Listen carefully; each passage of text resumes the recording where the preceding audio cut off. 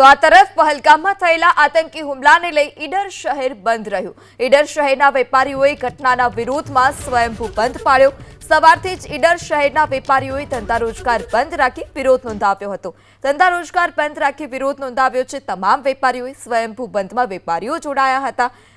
ઈડરના સ્થાનિકો વેપારીઓ તિરંગા સર્કલ ખાતે કેન્ડલ માર્ચ પણ યોજશે. તો ધંધા રોજગાર બંધ રાખી જે વેપારીઓ છે ઈડરના તેઓએ વિરોધ નોંધાવ્યો છે અને શ્રદ્ધાંજલિ પાઠવી છે. આ સાથે જ રાત્રે કેન્ડલ માર્ચનું આયોજન. તો આતંકી હુમલા બાદ ભારત પાકિસ્તાન બોર્ડર પર સુરક્ષા એજન્સીઓ એલર્ટ થઈ છે. સરહદી જિલ્લા કચ્છના પ્રવેશ દ્વાર આડેસર ચેકપોસ્ટ પર તપાસ કરવામાં આવી. કચ્છ જિલ્લામાં પ્રવેશતા તમામ વાહનોનું ચેકિંગ કચ્છ જિલ્લા અને અલગ અલગ વિસ્તારમાં ચેકિંગ કરવામાં આવી રહ્યું છે. કચ્છ પોલીસ અને સુરક્ષા એજન્સીઓએ જે પેટ્રોલિંગ છે તે વધાર્યું.